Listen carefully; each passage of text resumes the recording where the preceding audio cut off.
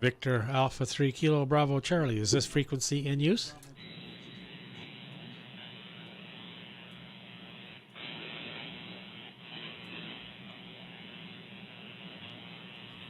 CQ, CQ, CQ. CQ, CQ, CQ. CQ, CQ, CQ 40 meters. CQ, CQ, CQ. CQ, CQ, CQ 40 meters. CQ, CQ, CQ. VA3, KBC. VA3, KBC. Victor Alpha 3 Kilo Bravo Charlie calling CQ.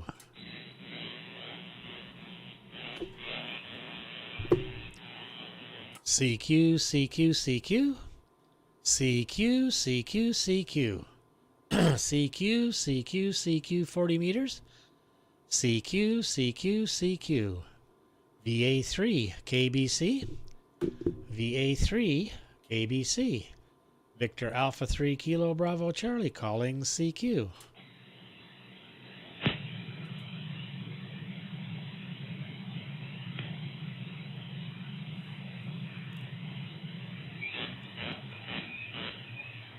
CQ, CQ, CQ. CQ, CQ, CQ. CQ, CQ, CQ 40 meters. CQ, CQ, CQ. CQ, CQ, CQ 40 meters. CQ, CQ, CQ. VA3, KBC. VA3, KBC. Victor Alpha 3 Kilo Bravo Charlie calling CQ.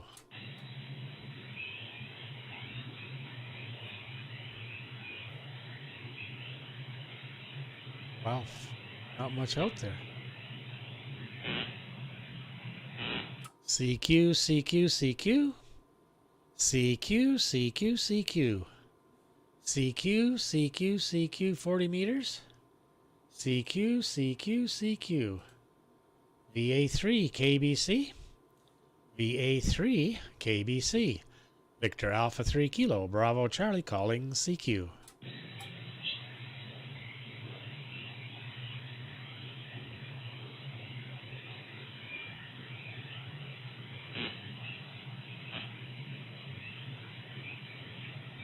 Oh. Wonder what's on any other bands.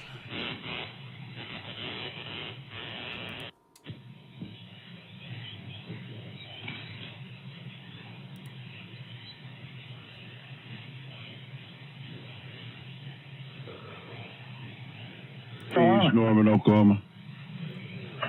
Bob, you're 5-5 to Prince Edward Island. 5-7, Oklahoma City, Bob.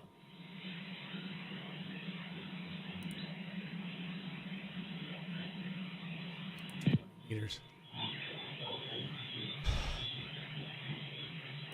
VA3 KDC, Whiskey X-Ray 2 Fox, copy. Yeah, I just came back. I was checking 17 meters and I just came back, so sorry about that. Give me your call again, please. Yeah, surely. Whiskey X-Ray 2 Foxtrot. The weather's too foggy. WX2F. Name is Gary, Golf Alpha Romeo Yankee. Okay, Gary, very good. Yeah, got a good copy on you. Good and strong here, too. So, yeah, well, it's not foggy here. It's 29 degrees Fahrenheit. We had a little bit of snow yesterday. And it's just a March winter morning, or winter day, I guess I should say. That's what I should say. But anyhow, yeah, I got you on QRZ, so I see your location is in Johnson, New York. And I think, Gary, we've spoken before because that picture of you, that very, very flattering picture of you looks familiar.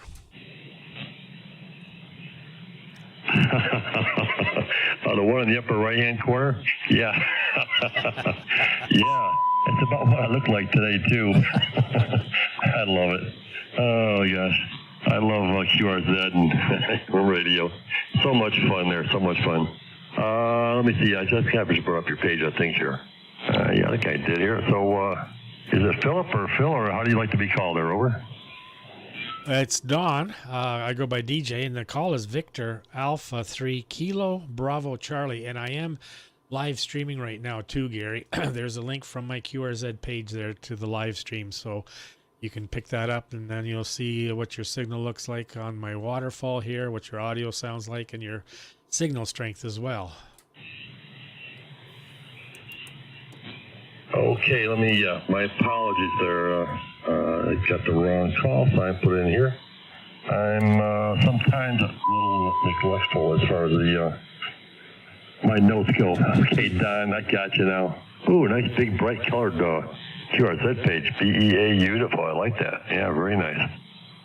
Oh yeah, there we go. I like all the good stuff on your shack there. Yeah, I like them. I monitor this too. I got a couple monitors here, and I have a SDR receiver as well. So I receive multiple frequencies and different times. I have a good time there. So I'm on your web page here. All right. So, boy, you got a big page. Oh my God. It'll take me 20 minutes to go through your web page there, Don. Well, there's a lot of information there, so I kind of like to have the information there. I've got pictures of how we modified this 48-foot Delhi DMX tower into a fold-over, then the Mosely beam, and then some of the farm pictures and the drag race, the drag car, just a lot of information. People can look at it or they don't have to. It's down the page a ways. So the main stuff about amateur radio and my equipment is, at the top, and then the rest is down below. So it's there for my biography, as they say, and also just chapters in my life. So and that's where also I have the link to the YouTube as well there. So Victor Alpha 3 Kilo Bravo Charlie with a WX2F at the top of the hour. Excellent, Don. VA3 KPC, got that down properly this time. WX2F. And yeah, I'm trying to find the link here. I'm a little slow here today. I actually got up this afternoon, or this morning, went out to lunch with one of my friends. Came back and I felt like going to sleep. I don't know what the problem there was. I thought maybe I didn't sleep well. Hard to say there. Yeah, great pictures over. Good photography. And lots of fun to look at. I'm going to keep this page open for a while here. Check out everything. Super nice. Boy, you got a nice big area there, Don. My God. Look at the windmills out in the background there. That's gorgeous. Beautiful. Nice open flat territories there. Man, that's really gorgeous. I love it. I like to go out west in the U.S. here and see the open flat plains and all that good stuff. Actually from Kansas originally. So I'm used to open territory. Now I'm in the New York here. And I can't look in any direction without seeing a little hill. So I can't see very far at all here. I'm used to the open prairies and all that good stuff. I'm trying to find where's your link there, Don? Where's the link to go to your live broadcast there? Just from the picture of my shack, myself, my wife, and then just there, watch live stream on YouTube. All right, I'm looking here. Welcome to all right. Oh, here we go. My God. Well, there you go. When you're at my age, it's like, okay, live stream. Let's see if we get live stream here. And 311. Today's 311. It's 311. Make click on you there, Don. All right, we got live. Oh, that's nice. Beautiful, beautiful, beautiful. I got one of my guys. Stand by there, George. I'm on 7185 with another gentleman there. So if you want to pop up on HF, go ahead. Sorry about that, Don. Had one of my friends call me here on 2 meters here. Yeah, he can join us as well. There's about a 3 to 5 second lag between what you hear on the radio and what's on the live stream, so it can be kind of confusing. But yeah, I was just looking on your QRZ page in the detail, and I go to the map, and we had friends in Woodburn, New York. So we've traveled there quite a few times, and Binghamton, and I'm just trying to think now where we were compared to down Scranton, and like I said, Woodburn, New York, and through there, the Catskills, we'd ride the motorcycles through there, and holy smokes, you could not pass because of the hills, the turns, and everything. Is my area around here in Southern Ontario is flat, and and straight. So that was quite a treat riding in the areas around New York State there. Like I said, the Catskills and that. So, yeah, well, I'm glad you gave me a call back there. Like I said, I wasn't getting any luck, so I thought, well, I'm going to check 17 meters, and there's a bunch of guys there. I was thinking of maybe going there. So I came back here, and that's when I heard you. So I thought, oh, good, got somebody. But, yeah, so, if you like the stream, then you can subscribe and hit the bell for all. And anytime I'm streaming, you'll get a message, email or whatever that I'm streaming, so you can either watch or you don't have to. Doesn't really matter, but it's just something that I do for the fun of it. And then guys can see what their signal looks like, how their audio sounds, and then actually see how ugly I am too. You know, I've got a face for radio. So WX2F of VA3 KBC. VE3 UPZ. Beautiful, Don. Beautiful. Yeah, VA3 KBC. Like that. Almost like NBC, the old TV network down here. WX2F. Yeah, I'm checking out your page now, and a very nice pictorial here. Hey, Randy. I love the way these guys put up the background with your computer screen. Then you got a little square down there, and I see you're waving. Now, what you doing there with your hand there? Not too sure what you're doing. Anyways, I'm not sure how many seconds. Let me see. Let me hit the audio, see if I can hear myself here, and see how many seconds off is my audio here. I'm not really hearing anything there. Well, I can't because I'm pushing the wrong button here. Yeah, I acknowledge you, Randy. I've got too many things going. That's the problem. Wow, I've got stuff going all over the place here. That's the problem with the internet. I've got SDRs running here. The radio itself, I have an external SDR for secondary receiver. Now I've got the internet, and I've got the live broadcast from you, Don. So it's getting a little bit weird. Too much audio. So my audio is coming back from you very, very nice. So it sounds like I'm hitting you there fairly well there, Don. Back to you, VA3 KBC, Whiskey X-Ray 2 Fox. Yep. Acknowledge you, Randy. Go ahead, Randy. Oh, good afternoon to you, and good afternoon to the other gentleman, the WX2 Foxtrot. This is VE3 UPZ. My name is Randy, and I noticed that DJ had the stream going, so I thought I would come down and turn the radio on for a little while. Yeah, the other guys were down there. I don't like to go in there too often, and when I'm live streaming, because it seems to kind of take away from everybody else. So I try to limit my time there, because it just seems anytime I do go there and I'm live streaming, it kind of takes away from everybody else. So that's why I thought, I'm just going to go up higher on the band here and play radio up here. And then also it's in the portion where, down below there, some of the guys can't go on down on those frequencies because they don't have their license. For us Canadians here, or I am licensed, I can go anywhere on the bands. But some other guys are limited. They have to stay up in the higher portion of the band. So that's why I'm up here. And Gary, that I've spoke with him before, he's in Johnson, New York. And I was calling CQ here and didn't get any response. So I went to 17 just for the fun of it. And then when I came back, he was calling me. So, anyhow, that's how we got started here. And yeah, everybody's got, the signals are pretty good, even though when I look on the waterfall, there's not a whole lot of activity. So, but anyhow, so that's my story, and I'm sticking to it. We'll turn it back to Gary there, and Gary, you can turn it back to Randy, and then Randy can turn it to me there. WX2F, VA3 KBC in the group. Oh, thank you, Don. Appreciate that. Very nice. Yeah. Nice setup there. It's interesting.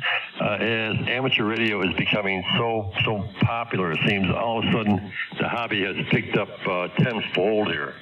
I don't know if it's because possibly a lot of us amateurs have we had our careers and our families and stuff, and for a lot of years, a lot of us weren't really on the bands. And then all of a sudden now we're going to retirement mode, and then we had the pandemic, and everybody got locked into their homes and stuff, so we all bought new radios, which was pretty cool. and I'm running the 7300 here with a very rare and exotic 7300 Acom, which you rarely hear on frequency. Yeah, right, like every other signal pretty much. And into a little dipole, and the bands are really very nice today. Okay, I'll hold it here. I'll pass it over to, and I don't remember his name, the last gentleman who checked in. If you pick it up, I'll be on the side here listening. WX2F to the next operator. Okay, very good. Thanks, Gary. Yeah, the name is Randy. Romeo Alpha, November Delta Yankee.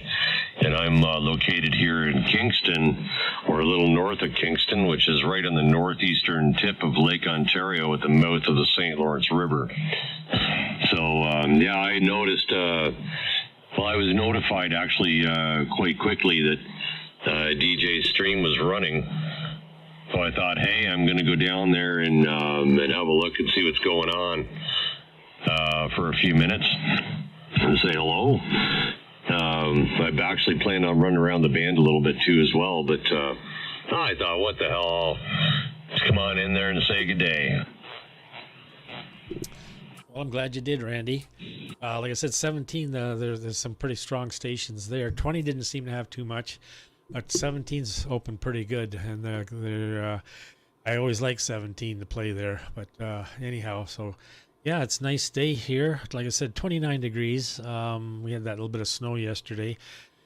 Yeah, that's just Saturday, and thought I'd do some live streaming and see who would join me and have a little bit of a rag chew, that kind of stuff, you know. So we've got 2 on here. I don't know. I think from what I see, it looks like we've got about 4 viewing. There was 7 altogether. Some, you know, come and go and that. And Andy, hi Andy, in the UK. And you know, if you go to the live chat, you can bring the live chat up, and then you can see who's on there talking or chatting and watching it as well. So, but yeah, it's just a little bit of fun thing to do, and some guys may not be able to communicate because of the distances. So like Andy there, he can watch the stream and he can chat with us here as well. So that's one of the other advantages. You know, all this technology compared to 40, 50 years ago is just phenomenal. I mean, I'm with a bunch of guys on Signal on the iPad here. We can text back and forth if we're going on, where we're going. And I also have as well, Gary, and Randy knows this as well, on my QRZ page, there's a link to just past my pictures there, just past the coupler for the pure signal, where the pictures are of the 10-band equalizer and the CFC. There's a link there called New Social Media called Gab. Come and join us. So you click on that, and there's it's like Facebook, except doesn't have the censorship. So we have a group on there, and I post on there as well. So it allows guys that if they want to join us, they can click on there and watch some of the stuff or read some of the stuff or any of that kind of stuff. A lot of stuff there. So I'll turn it back to you there, Gary. I'm rambling on here. VA3 KBC. Yeah, Don, fantastic. VA3 KBC. WX2F. Oh, thank you very much. Yeah, that's what's fun about amateur radio, isn't it? We can sit here and get onto little topics and start gabbing away. Before you know it, the entire afternoon has passed us on by. Well, Randy is blasting me here in Johnson City.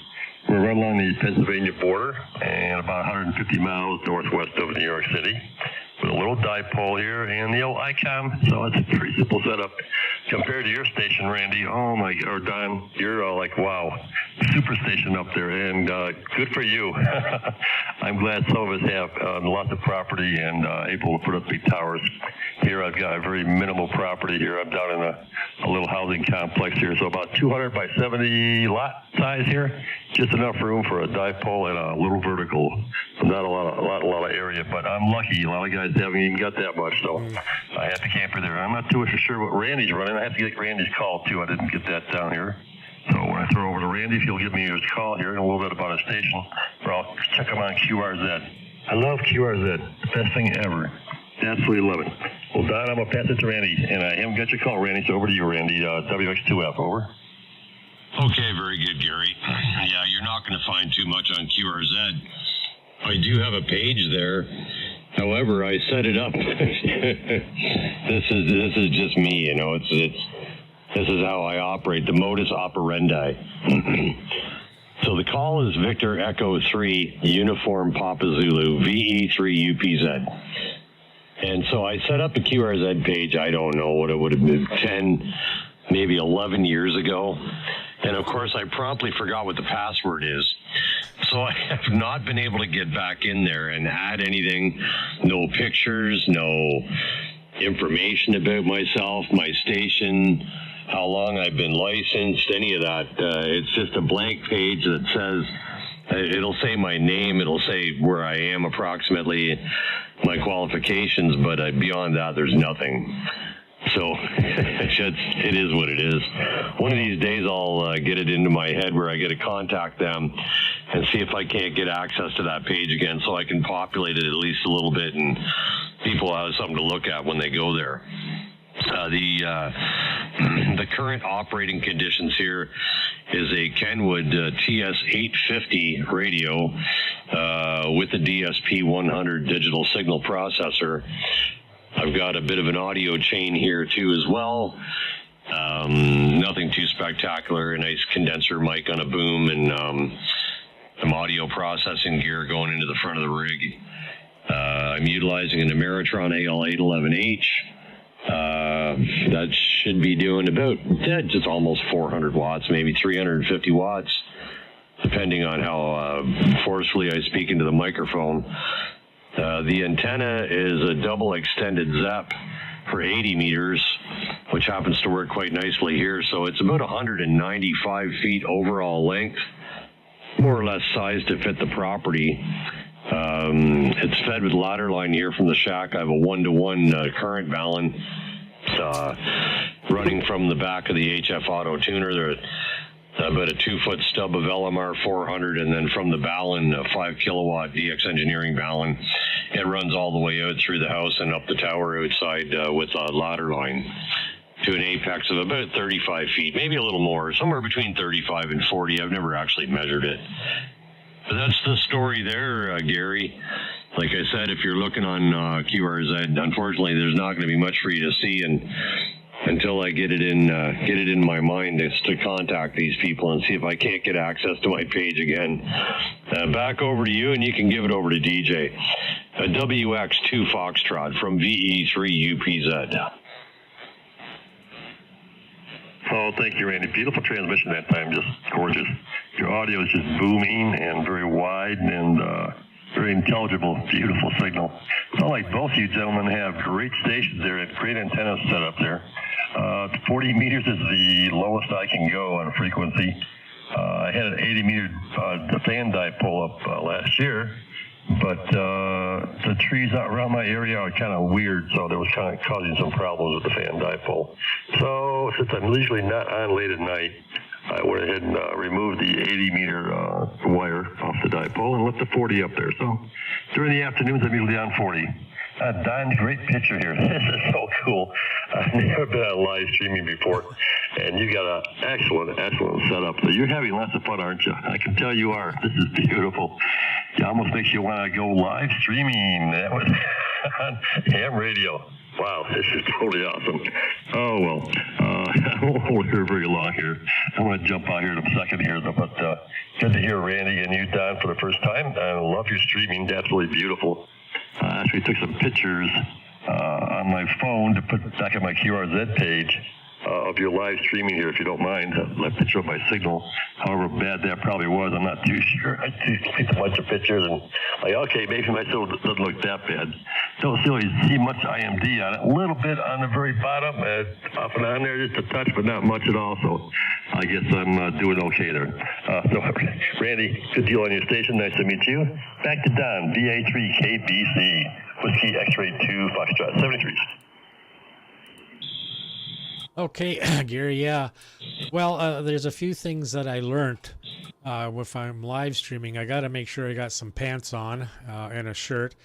Don't pick your nose. Don't say anything derogatory about your wife, or like my wife. And what else was there? Oh, don't be eating anything crunchy like celery, because that's very annoying.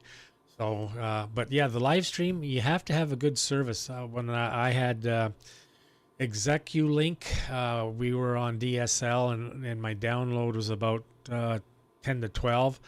Upload was about 0.6. I couldn't really live stream. It wasn't good enough. So then ExecuLink, Eastlink. Now ExecuLink, they came in. They put fiber optics in.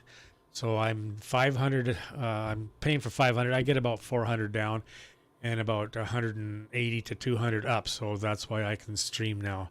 But in any event, yeah, it's just something different to do. As I said, allows for guys to see what their signal looks like and how they sound, and for others that can watch and may not have a radio or can't go on whatever particular band in that. So very good. Well, I'll let you go and I'll continue on here. Good talking with you. I'm glad that you did call, Gary, and hopefully we can do this again sometime. So WX2F of VA3 KBC. Oh, thank you very much, Don. And I like the picture behind you. Is that the Andromeda Nebula, real quick? It is M31. It's the Andromeda Galaxy. And when I had my 12.5-inch mirrored Dobsonian telescope, I could actually see it with my own eyes through my telescope. And you talk about a humbling experience to see that. It's just, I don't know how to explain it, but just to actually see M31, the Andromeda, not on pictures or whatever, but through your own telescope, that was it was something. Well, exactly. It's sort of like the astronauts going up and circling the Earth. You see pictures on your screen of the Earth from the space station, but they said if you go up to the space station and actually see the Earth in person, it's a whole different situation. It's a whole different experience, something you'll never, ever forget. And so I concur with your feeling there, I'm sure, by looking at the Andromeda Galaxy in your own telescope. That must have been absolutely amazing. I can remember, a few decades ago, my friend and I had a small telescope, and we'd go up on the hilltops and we'd look at different objects in the sky. And yeah, you're right. In person, although you're not in space, you're not right there looking at it. You're on Earth. You're looking through the atmosphere. You've got all these optics in front of you, but it's like being right there. Absolutely fantastic. Congratulations on being able to have a nice telescope like that. Every so often, I think there's a few sites out there. I'm starting to ramble on, obviously, but there's a few sites out there where you can log on to these guys, and they have remote telescopes, which is incredible. And I haven't looked at those in a while, but that's got to be a lot. I should check back into that. You see, Don, you never know what you're going to bring up in the old memories here. You never know what's going to pop up there. So I might do that this weekend. You never know. But thanks a lot, Don. Appreciate all the information. I'll throw it over to Randy. I know he's probably waiting on the side saying, this guy rambling on like crazy. VE3 UPZ. Pick it up, Randy. I'll stick around for a little bit. WX2F. Oh, yeah, Gary. Yeah, there's no worries. I'm never in that much of a hurry. I'm just having a little choke fest here, as is typical for me. Get some water. Saturday, wrong liquid. I always say furball. Like Alf. I always say furball. Well, it happens, but yeah, typically for me, Saturday, Sunday, whatever might be happening, it's usually a cold beer, and I'm feeding sticks of wood in my fire. I don't drink a whole lot. Sometimes in the summer, I get that Sleeman's 2.0, low carb. I'm diabetic. I'm not on the needle, but so I just I don't know. I used to like rye and Coke. Don't care less about that anymore. Um, Bloody Marys are what we call here Caesars, Clamato juice and vodka. One of those maybe once in a while. But as far as beer in the wintertime, I just have no taste for it. The summer, if I'm grilling or something, I don't mind one or two. But I love my iced tea, cold iced tea, no sugar, mind you, just iced tea in the summer. I can drink gallons of that. I drink a lot of water, but you kind of get waterlogged, so it's nice just to have something different. But well, I'm not running the pellet stove in the sunroom because I guess I could, but I go through a lot of pellets in the wintertime, so I figured it's just kind of a waste. And then with the patio door open to for that heat to come into the rest of the house here. It's fine in the rest of the house, but downstairs gets really cold. So just decided, we'll just use the sunroom when it gets a little bit warmer. I can use the pellet stove just to kind of get the chill out.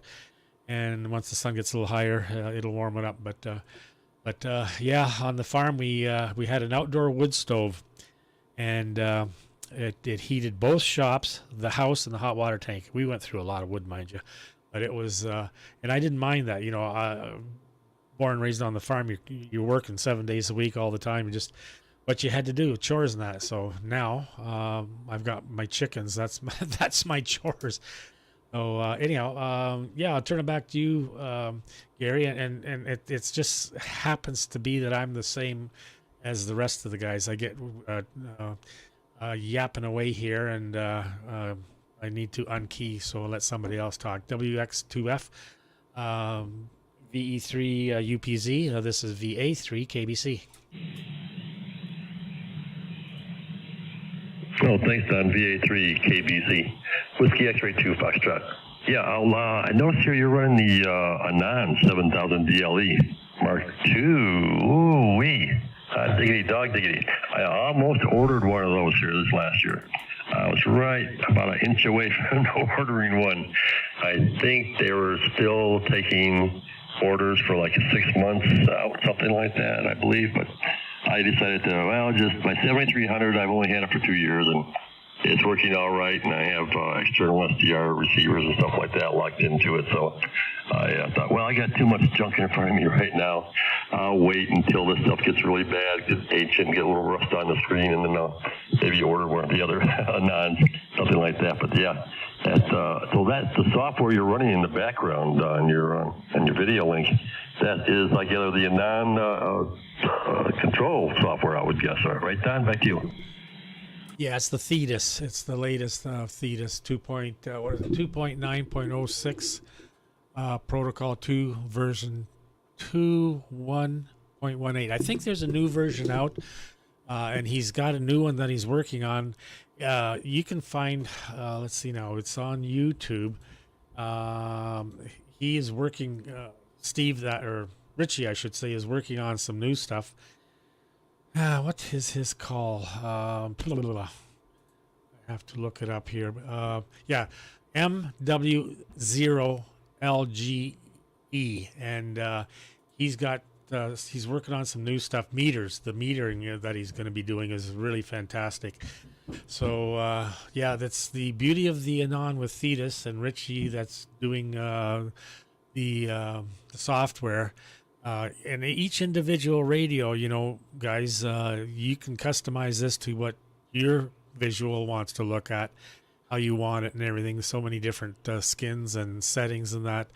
So, I just love it. I had the Flex 6300, which was pretty good, but it was limited. The ANF didn't work, and noise reduction, that just wasn't the best. But with the Anan here, it just blows it away. So I'm very, very happy with it. And it is a little intimidating. There's a lot to it. But there's lots of guys out there that are willing to help. I was fortunate when I bought mine. It was about 8 months old. Nate offered it to me because he was going to take a bit of a hiatus from radio. And he also sent me the file. So I just downloaded the file. And then Art N4QNT, we did Team View.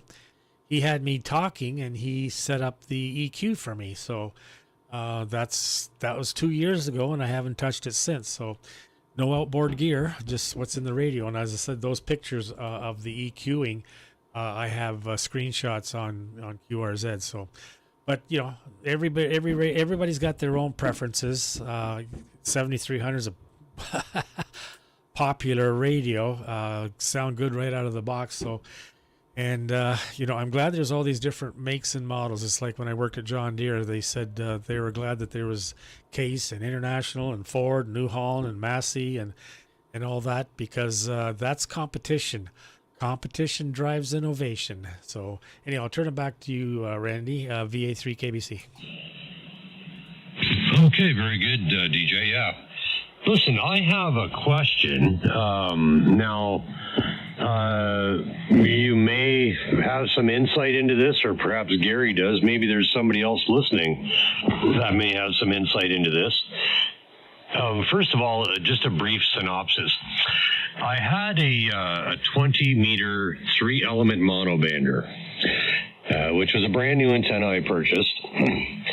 I have since, and I actually brought that antenna down in the late fall last year because it had been damaged by ice. So it's got four of the end elements were broken off. Now, as it turns out, the remaining aluminum that's still there is perfectly suitable to resizing the antenna to either 15 or 17 meters. And I planned, so I bought another 20 meter monobander. I bought a 4-element this time.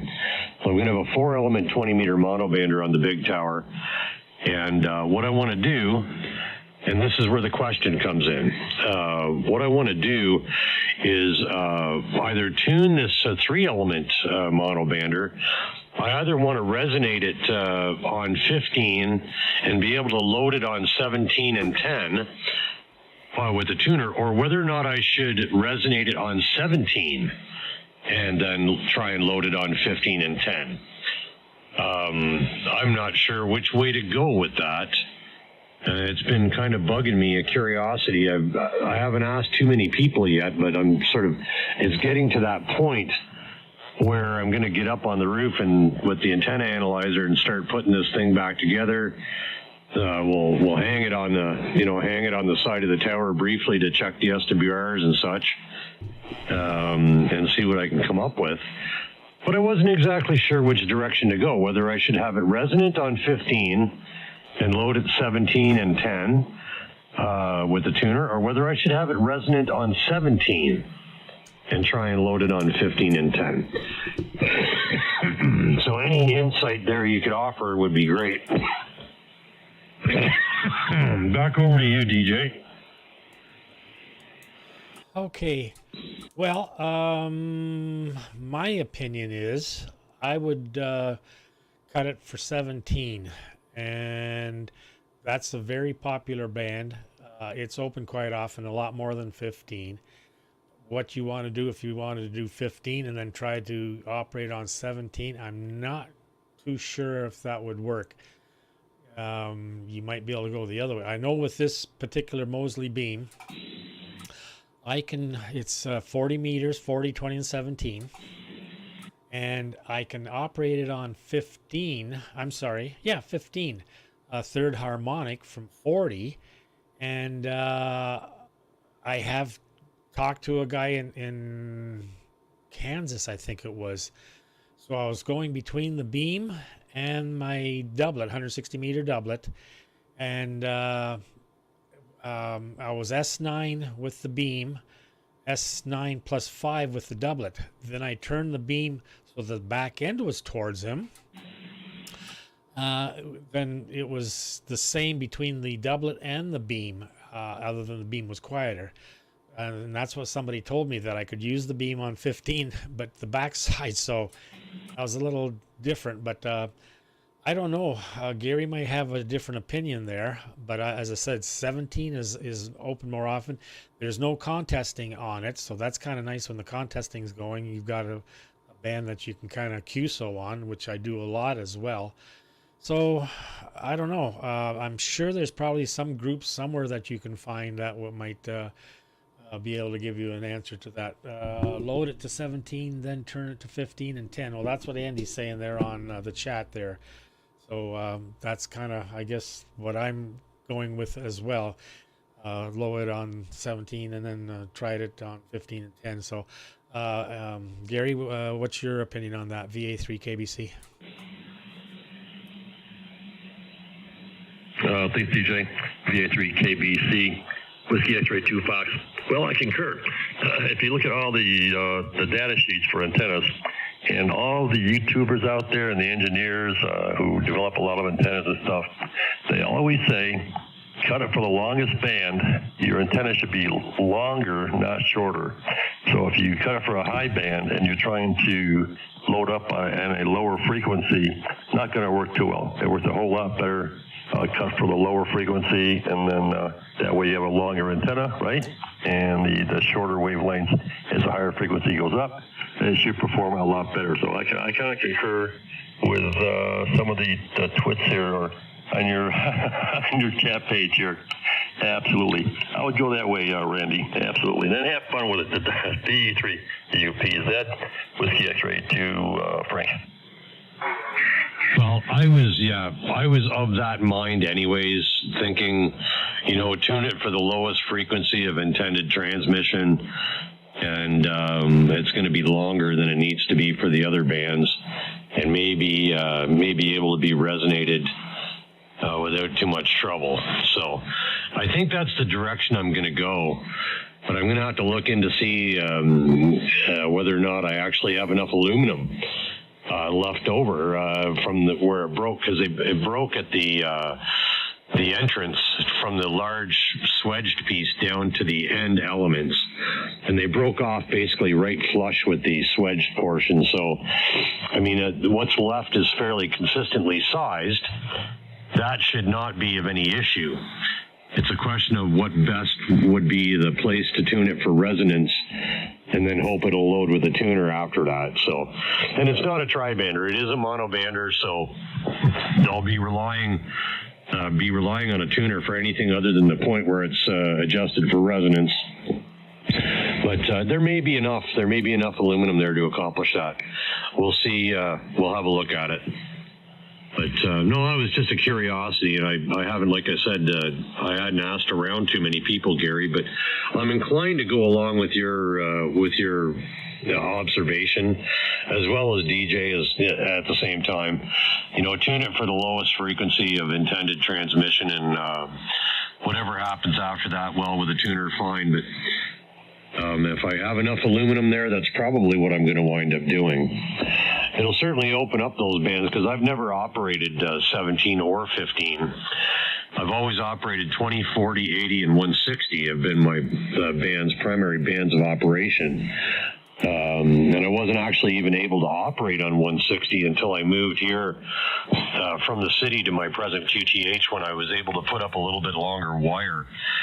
I was finally able to get something that would load up on 160 with any degree of reasonability, because what I had before, where I was living on a city lot that really was not conducive to 160 meter operation, and even any points I could get it to load up on, it was so narrow. Like if you move so much as 25 hertz or something, it was it just had a fit. So I didn't really like it. Okay, well that's pretty much answered my question, gentlemen. Although I am going to ask that question again around to a number of other people. I respect your opinions, and very greatly thank you for that. A WX2 Fox. This is VE3 UPZ, and I'm going to pass it over to DJ and let him pick it up. VE3 UPZ in the group with VA3 KBC to pick it up. VA3 KBC, very good. Yeah, well, that's everybody's got their thoughts and experiences. I guess that's what is most important, the experience. So it seems to be a consensus. Like Gary says, cut it to the longest, and then you can tune it to the highest. So yeah, but yeah, 17, I love it. That's when on the farm I had a KIO hex beam, and I did a ton of 17 meters. It was just a lot of fun. Good QSOs, so no contesting. That's what I liked about it. When 40 meters was blasting with, contesting 20 meters and that, you go to 17 and you could easily make a contact and just have a nice QSO for 15, 20 minutes, half an hour, sometimes even longer. So you'll have fun with it. 15, it's sporadic. I did a few 15. I think I talked to a guy up in Alaska on 15 a couple of times. 12, I never did 12. 10 meters a couple of times, 6 a couple, but I just love 17. So now with this beam here, that was the thing. I was thinking of getting another hex beam, but I wanted 40 meters. I wanted 3 elements for 40, and that's when I decided to get this Mosely. It was a lot of money, but it's something that's gonna, last a long time. And I talked to another guy yesterday. He's had his Mosely beam for 40 years. So he said they are built like a tank, and exactly, this thing here is rugged, strong, and it's 95 pounds, 24-foot boom, 47-foot element, a reflector element. But I'm happy with it. It works good. So the only issue I had was with the rotor. I had the G1000 and ended up the rotor broke. So I got the 2800, and there's a K factor that they give you the formula for.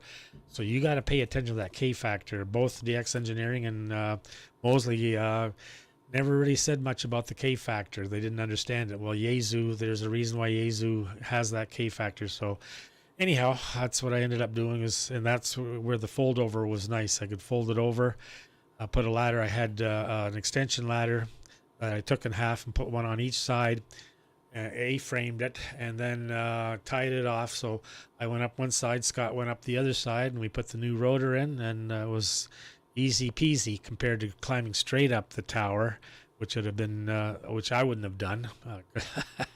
But in any event, yeah, whatever works. Everybody's got different, requirements and perspectives and what they want to do. My other antenna is this 160-meter doublet.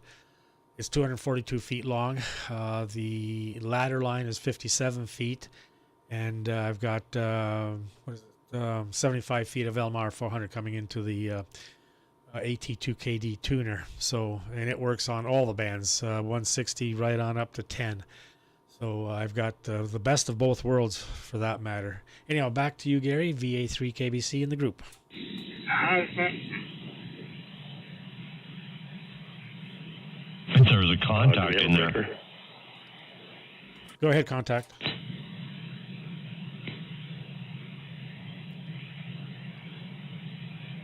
Go ahead, contact. I think he's had a problem. He was in and out like real quick. Go ahead, Gary. Yeah, that's what I heard as well. Okay, yeah, I'll pick it up, I guess, sir. That's what's nice about amateur radio. We got so many different situations. And, the property size, financial requirements to put up some of these big towers and stuff like that. A lot of different options. And I think each and every one of our amateur radio operators out here are blessed with what we have available to us and able to put up. Whether you're in a condo apartment and you have to put a wire up around the east trough, or you've got 100 acres and you can put a couple of big towers up and multiple beams, it makes no difference. I think every one of us are happy and feel privileged to be able to get on amateur radio and talk to others about their stations and their setups and all the questions involved with amateur radio, the radios, antennas, feed lines, all that good stuff. It's one of the best hobbies ever, especially in the mature generations, as I put myself, in mature generations. I don't have to get outside and worry about the tennis game or anything else. Who was it? What was I looking at? I was looking at somebody here. I forgot. I think it was you, Don. Yeah. So you're a pilot as well. Yeah, I've been a pilot for a lot of years and did a lot of flying out west and had a great time. And I was going to buy a plane when I got back to the East Coast here, but they were kind of expensive. And when you're in New York, there's not a lot of places to go flying. It's just rolling hills and trees, and not a lot to see like when I was out west. The canyons and the mountains and stuff was fantastic. So I went ahead and bought a powered parafoil out here a couple of years ago here. I've been flying that ever since. You're low and slow, maybe 20, 25 miles an hour top speed, and along treetops and stuff, which is lots of fun. So still flying a little bit, but I've had problems with the engine, so I think I'm going to get rid of it. At 73 years old, my wife says, I don't want you crashing out there in the hills someplace, not finding your body for days. So I guess I want to turn around and sell that bad boy. Anyway, that was a different subject there. You start babbling here, my gosh. Anyway, yeah, Randy, you're going to have fun with that. Think about it. That's what we like to do, right? And with the radio operators, we like to investigate and experiment. So you got a good experiment coming this spring here. And congratulations on that. I'm sure you'll do a fine job. With that, we'll make this my last transmission. Thanks very much, gentlemen, for letting me be here on frequency with you. Beautiful afternoon here, and great QSOs here. So with Randy 73 to you, and Don, you pick it up next, and I'll just listen on out here. VA3KBC WX2F. Okay, Gary. Yeah, it is enjoyable. I've done a lot of different things. I have a native friend, Steve Wolf, who told me a long time ago, he says, Don, I don't want to be sitting on the front veranda, 80 years old, in a rocking chair saying, geez, I wish I did this, or geez, I wish I did that. So he's done a lot of things, and I kind of the same thing. I had a lot of things in the bucket list, and have done them. There's a few things I'll never ever be able to do, but there's a lot of things I have done, and one of them that I haven't got posted on there was in 1985 when we were coming back from Hawaii. I actually got to go into the cockpit, into the cabin of a 747, Ward Air 747. It was up there for an hour when we were flying back from Hawaii back to Canada, to Toronto, Pearson. And I didn't talk to the pilot. He didn't really want to talk. The co-pilot said hi, but the flight engineer, back then they had flight engineers that looked after the fuel and everything else. So I talked to him for about an hour. He was building a J3 Cub. I didn't build anything at that time, but was into model airplanes. So we talked for quite a while. What really surprised me was how cramped it was in there and how noisy the air noise was. Very cramped. So there was a documentary on, it's called Reaching for the Skies. If you ever want anything to do with aviation, and I mean everything in aviation, it's a really good series called Reaching for the Skies. It's you can find it on YouTube. You can buy the series. I'm pretty sure I've seen it on Amazon. I've got it taped because this was back 84, 85, somewhere around there, 86, somewhere around there. TNT, Turner Network TV, had that on, so I taped it. But anyhow, so they explain on the 747 why the cockpit is cramped compared to other ones because of its location. But anyhow, so yeah, there's just a lot of things I've done. The plane, I built two of those actually, and my particular Challenger was in Kit Planes magazine. That picture there was in Kit Planes magazine. So, and then when we were going to Chilliwack, BC to see a friend of ours, he was a minister out there. I bought a Kit Planes magazine, and the Murphy Rebel was on the cover. So I read the article in the magazine, Kit Planes magazine, on the Murphy Rebel, and it's an experimental. And my 2 meters. And where we're going in Chilliwack, BC, was where Murphy Aviation was. So when we got there, the next day I had Anne Marie take me to the airport there. Bob had to go to the church, so Anne Marie took me to the airport, or to Murphy Aviation. And the girl there at the front desk said that, they have a Rebel out at the airport, and actually the salesman's out there going to be flying. She says, get out there right now. You might see him. So we went out to the airport. I went down the flight line, found him, and I said, is there any chance of me paying for a flight in the Murphy Rebel here with you? And he says, oh, I'm sorry, it's an experimental aircraft. We can't take any payment for flying, for anyone going with us. But, a cup of coffee and an apple pie afterwards would be great. So I said, great. So I ran back to the van, told Anne-Marie, come back in an hour, her and Carol went back to their place. I got in the plane with the salesman. He was going to be going down to Brazil, so he wanted to do some touch and goes and just get reacquainted with the aircraft. So we did a bunch of touch and goes and flew around, and he says, do you want to fly it? And I said, absolutely. So he says, you have control. So I was flying around the mountains of the Rocky Mountains in Chilliwack, BC. And again, just one of those once-in-a-lifetime things. Anyhow, I'll leave it at that. So you have a great day, Gary. Sorry to be rattling on here, but just some of the things that, we experience during our lives. If you take the chance and just being in the right place at the right time. VA3 KBC. Okay, Don, I want to say 73 to you. Great story. I would sit here all afternoon and talk to you about flying, believe me. I've had so many experiences throughout my life. So much fun. Yeah, you're right. The adventures of life. Hopefully I've got it here. Okay, I think I've got it here. The adventures of life. And you can't have more adventure than flying, let me tell you. Especially in small aircraft and around mountains and valleys and all that good stuff. So much fun. Yeah, and I hope to catch you again here, Don. We'll be looking for you. And maybe we'll sign up so we can find out when you're going to broadcast next time. That'd be a lot of fun. So 73's, let Randy pick it up there. We probably put him to sleep there. 73's done. And over to Randy, VE3 UPZ. Whiskey X-ray 2 Fox, listening now. 73.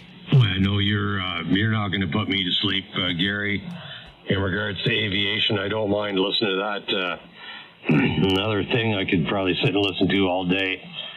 I've had a keen interest in model airplanes my entire life. As a matter of fact, I've got quite a significant collection of model airplanes at the moment. Probably upwards of 20 of them. To be honest with you, everything from Piper J3s to MiG-15 70 millimeter jets to bi-wing, biplane, all kinds of stuff I got up in the other room upstairs hiding, waiting for better weather and the inclination I might get to put a bunch of stuff in the back of the car and head down to the field. So you take care, Gary. Great to meet you here on Amateur Radio today, and we'll look forward to hearing you again. A WX2F, I'm not going to hold you if you got to run. This is VE3UPZ, but I did have a question for DJ. If you want to go ahead, DJ, you can clear with Gary, and we'll pick it up then with you afterwards. Yep. Okay, 7-3, Gary. Have a great day.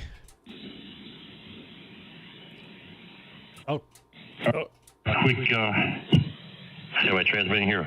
So really quickie there for Randy. Yeah, I'm a big RC modeler as well. I've got a huge basement and every kind of aircraft, RC aircraft you can possibly think of. I actually had a twin turbo jet aircraft a couple years ago I bought and remodeled it. It was like 10 feet long, and I forgot the weight. It was 150 some odd pounds. It was a scary aircraft. I call it L-14, L-15, something like that. Russian jet, I believe. Anyways, I forgot now. Too many aircraft downstairs. Too many aircraft. Okay, we all got to get back on here again real soon and talk about aviation. 73's guys, back to you, Don, VA3 KBC. WX2F. I'm just shaking my head here. Oh, I started out with a Falcon 56. I went to a Deception pattern plane, had the Cap 21, Byron Cap 21 with a Zenoa engine on it, 2-stroke, gas. F-15 with the, I think it was a 70 ducted fan, 77, OS 77 in it. A couple of biplanes, Cap 30. No, I had the Laser 200 with the 120 4-stroke. That thing, I would roll about 10 feet and pull straight up. I could do rolls all the way up out of sight. That thing was phenomenal. What else? The SIG Cadet Senior as a tail dragger with an OS 15. God. Yes. Anyhow, we'll leave it at that, guys. Oh, God. To this day, DJ, I only have 2 aircraft that are nitro-powered.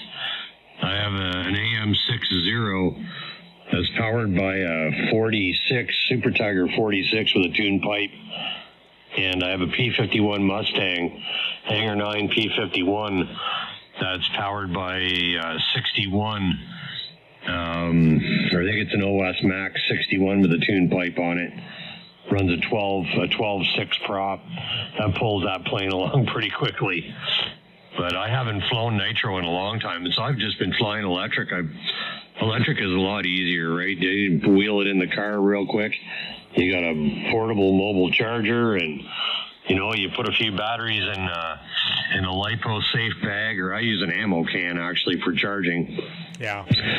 And you head down to the field, and you can fly 4 or 5 times and shoot the breeze with the boys at the field for 3 or 4 hours, and before you know it, the afternoon's gone and the sun's going down.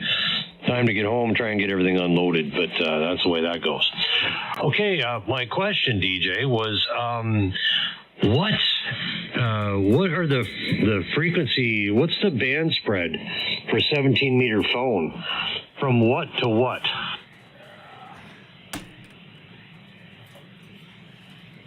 Let me get my quickie guide here. It's 18 megahertz, I'm pretty sure, is it not? Yeah, so 18110 is the start of phone, and 18168 is the end of the band. And so 18068, that's the start of CWRTTY. But like I said, for phone, 18110 to 18168. That's pretty narrow, only 50 kilocycles. It can get crowded, but yeah, if you got a beam, that really helps. Well, that's the idea. I think that's the idea. I want to try and get the maximum use out of what I got. The antenna's still, but the balun and the assembly in general is still in excellent condition. It just took a hit from the freezing rain that one year, and when I brought it down, I looked at it and went, okay, I'm going to order a bigger antenna, because I really did want a 4-element to begin with. Just the money wasn't there. I decided to splurge and buy the big 4-element long john for 20. But I'll tell you, I could not believe when I first put that 3-element one, even before it was up, like it was literally on a wooden kitchen chair sitting in my backyard. And I was making more contacts on that antenna sitting like 2.5 feet above the ground than I had ever done on 20 meters with a long wire. I couldn't believe it. Well, it's 4 elements. That's what makes the difference. In amateur radio, the number one thing you have to have is propagation. The next thing is an antenna, and then the radio. And then, an amp if you need it. But propagation, without that, you don't have anything. But antenna after propagation is the most important, in my opinion. So, a lot of guys like to have fancy radios and big amplifiers, 1,500 watts or more. Okay, they run legal limit $14.99, but the amp will do 2,500. But it's the antenna, to me, is the most important and critical. After propagation. So, but yeah, like I said, I hardly did any 20 at all till this past winter. I started doing a little bit more 20. Met up with some pretty good guys in Australia and New Zealand, Europe, and stuff like that. So I don't know. I guess it's what you want to do. That's what you got to look at, what you want to do. I'm a rag chewer. I don't care to do any contesting or anything like that. I just enjoy rag chewing, and 17 meters I found very, very cordial in that respect. Whether it's Europe, did a lot of Europe, and then turned to the South when that goes away, and talk to South America, and then turn to the West, talk to the guys out West. It's just a lot of fun. So 15 meters again is pretty limited. There are times when it's open pretty good, and I've seen on my waterfall on the Apache Labs waterfall here, covered. You could walk across it. They were so thick, but then again they're contesting, so you just can't start a QSO with anybody. But anyhow, it's whatever you want to do. That's the whole beauty of this hobby is you try something and do it for a while and then change it to something else and then change that to something else. That's, there's so much you can do. If you get bored with amateur radio, you haven't touched all the different things you can do. So, and that's why I like doing the live stream. It's just another aspect of people may not, know anything about amateur radio and may come across it on YouTube. I've posted it on Gab as well. So there's people from that are on Gab. Like I said, that's a social media that doesn't have censorship. You do your own censoring. If there's something you don't want to read or watch or whatever, you just click it off or whatever. But in any event, that's just another part of the hobby here. VE3. What am I doing here? VE3 UPZ, VA3 KBC. Top of the hour. Yeah, this is VE3 UPZ. Yeah, the intention, DJ, was just a little diversification, just to have a little bit more capabilities. Oh, look at here. I'm looking at this. I'm just going to back that down a bit. 1, 2, 1, 2, 1, 2. I just was taking a look at the ALC and noticed the ALC was a little outside the range, so we'll just lower that audio level down a little. That should be a bit better. I haven't looked at the ALC in a long time. Probably something I should have done when I first hooked up some of this rack gear here. Yeah, I was just looking to diversify and have a little bit more options available. I mean, I love 20 meters. When I first put that 3-element beam up, I spent a lot of time on 20. Every morning I'd get on there if I had an opportunity and talk to people. Of course, the propagation wasn't that good, so most of the conversations I was having was, with guys either in Canada or down in the U.S., and I hadn't worked any DX on 20. Occasionally, nothing long path or anything like that. That's kind of knowing what I know currently about the sunspot cycle being on its way up again. I don't think it's really due to peak again until 2026. So we're looking at probably another 6 or 7 years of really good radio until it reaches an ebb again, or a low point at some point around 2030.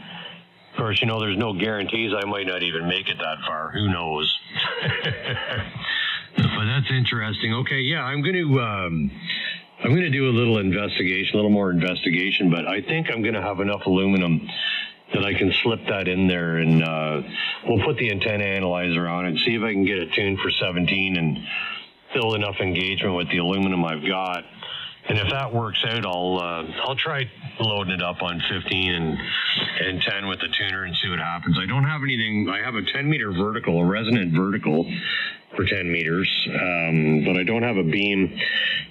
And what I really didn't want to do is I really didn't want to go back to my CB days. I've got a 6-element monobander for 10 meters with a 30-foot, 10-inch boom. I've got that taken apart and wrapped up neatly and tidily in the garage. I took that down when I moved from where I was previously living. It had been up. I was using it actually on 10 meters when I first got my ticket. I spent a great deal of time on 10 meters talking. That was during the last cycle, so that was pretty good. But when I brought that here, I thought, I'm not going to put that back up there. I'm just going to wind up getting back on 11 meters and playing hatchet job all afternoon like I used to do. I come home from work and play 11 meters all day. This is before I got my amateur license back in the early 90s. They used to have a riot, actually, but it's neither here nor there. All right, so I was just curious about where the band plan, the positioning for the phone part of the 17-meter band was.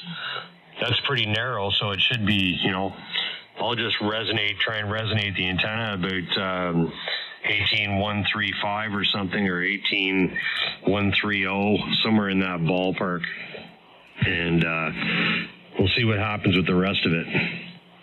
Back over to you, VA3 KBC. This is VE3 UPZ. You might have told me, but what brand make is the beam that you have? Okay, so both of the beams that I have are high gain long johns. So the 3-element 20-meter monobander 203BA was the model number, and like that's the one that took the hit in the freezing rain. That's the antenna I'm going to try and tune for 17 and put back up on the smaller tower. And I bought a brand new 4-element 20-meter, a 204BA long john monobander. It's going to go up on the bigger tower. Yeah, those companies are defunct now, right?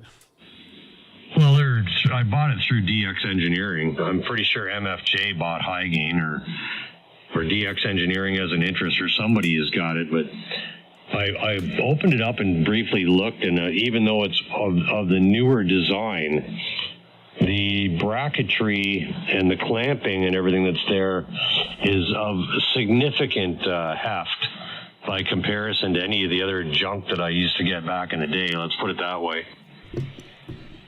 Okay, I don't know if you had to get new parts, where you could get them. I'm sure I think it's T664, T661, T4664. I forget. There's a code for the aluminum which is very strong, and I forget what mine is. T6. You probably know what I'm talking about. Yeah, it's T6061, 6061. Yeah, aviation stuff. There we go. I just couldn't get it the right sequence of letters and numbers. Well, I think the biggest problem was with the 3-element one was the boom. Or the boom is fine; it's 2 inches. The elements themselves, like where they join the boom, I believe are 1 inch or 1.25 inches, and then they're swedged down. They probably should have used 1/2 inch, but they swedged it down to 7/16. And the 7/16 tubing, OD 7/16 outside diameter tubing they use, only had a 0.039 wall thickness. Now, I found a supplier in Canada called Aircraft Spruce. You might be familiar with the company Aircraft Spruce. And they sell aluminum. And I was able to buy some replacement aluminum. As I had fully expected, I was going to put that 3-element antenna back up. I bought some 7/16 OD tubing that had a 0.064 wall thickness. And I thought, here, this is going to be a lot more tough. It's not going to break off. As it turns out, what I'm probably going to wind up doing, because the 17-meter or the modified 20-meter 3-element beam is going to be turned into a 17-meter beam to go up on the smaller tower. I'm likely not going to need to worry about the new aluminum there, because the element lengths are going to be quite a bit shorter. Might add a little strength. But what I might wind up doing is using the heavier wall aluminum that I purchased in the new construction of the 4-element antenna that I'm planning on putting up on the big tower, or bigger than the other one. And that might help that last a little longer. I mean, these are all things that we're going to have to, a bridge to cross when you get to it. I haven't begun to do any assembly. I did open the box and have a look inside, just a general confirmation that everything was there, no major components were missing, so on and so forth. But pretty impressed with the general construction overall. I was actually quite impressed with the 3-element one. When I took it out of the box and started building it, I'm like, oh, this is tough. This is going to work okay. I hadn't really considered what the freezing rain might do to it, and I don't think it had anything to do with wind damage. I think it was just generally the weight and the fact that, after blowing around and moving all those years, maybe some of that 6061 had got a little work hardened, particularly where it joined onto the larger swedged portions of each element. And that's where it broke. It broke flush right off at the connection point between where the swedging was and the thinner outer portions of the elements were. So that's, what do you do? We'll get it all built back up again. I've got everything I'm going to need. I've got some new coax for it, and I got another balun for the new antenna. That's going to go up on the new antenna, and I'm not going to have to do anything other than slip the aluminum into the old 3-element one and just get it to resonate where I want it to before it goes up. I'm not going to bother with any element spacing business. I'm going to leave it right the way it is. As a matter of fact, in the instructions for the 20-element beam, they include measurements to put it on 17 meters. So that may be helpful when all is said and done. Okay, so nothing else there. I'm just going to step up from the radio for a minute, DJ. I got to run upstairs. I thought maybe I'd try and join the boys on 63 too and see if there's anything going on down there. I don't know if you can see anything. Maybe you can let me know before I come back if there's anything happening at 63 right now. What do you see there? Well, I'll just show you if you're watching this. Are you watching the stream? Oh, no, I'm downstairs in the basement. The stream is running on my television upstairs. Oh, okay. Yeah, well, they're down there. Okay. Well, listen, why don't you go down there? And when I come back, I'm going to dial up down on there and see if I can get some attention. Well, I'll let you go. I'm going to cut the stream here. I've been on, what have we been on here now? An hour and 15. So generally an hour and a half is usually what I run, hour 20 in that. My mouth is getting dry, so I'll let you run down there. I'm going to end the stream here and got to get something to drink. And yeah, a good conversation. Really enjoyed it. And I was looking up Aircraft Spruce and Specialty. They're in Brantford, Ontario, and in Wasilla, Alaska, California, Georgia, Arizona, Texas. They're all over the place. I dealt with Levins in Toronto for my stuff that I needed for the plane. So, but yeah, let's we'll cut the end the stream here, Randy, and I'll let you go and talk with the guys there. Sometimes it gets too crowded, so I'll just kind of bow out for now. Then, okay. Oh, sure. No, that's fine, DJ. Absolutely.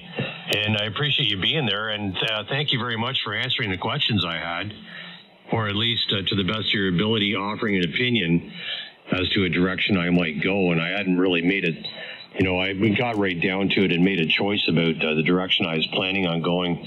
I was just going to resonate it on 15 and keep it primarily for that.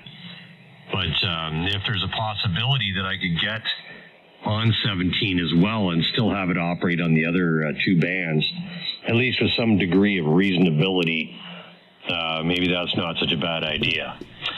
Okay, you take care, and thank you. Again, always nice to check the stream out after. I love watching them. And not so much just to listen to myself, but it's kind of funny. The last 2 or 3 streams where I've been involved, I have made adjustments to my equipment, particularly my audio chain, in between those. And so it's interesting to listen and see, well, is that what I wanted? Or is it unnoticeable? Or is it producing a better result? And it's really handy for me to be able to sit and listen to that for a bit. So thanks, DJ. VA3KBC. This is VE3UPZ. I'm going to take a bit of a break, run upstairs, and when I come back down, I'm going to be at 7163. You take care, my friend. Enjoy your afternoon. We'll look forward to talking to you again real soon. Roger that, Randy. I'm sitting here thinking, okay, if you do the 17 meters, and after 6 months or 3 months or a month or whatever, and you think, yeah, there's not much here, you can always take it down and shorten those elements up for 15. A whole lot easier than going 15 and thinking, I wish I'd gone 17. You can't stretch them out. So that's an option. And I'm wondering if you could maybe even get more elements and make it 15 and 17 and 15. Like Mosely has the pros there that do that. So it's just another option. And that's the whole thing. it's all experimentation. That's part of amateur radio. So other than that, that's all I can come up with just off the top of my head. So this gives you something more to think about. And stream is just a lot of fun, and hopefully somebody gets something out of it. And the beauty is, if they're not interested, they can just click it off. So 7-3, my friend, really enjoyed it. Have a great day. VA3 KBC clear. 7-3, DJ. We'll talk again soon.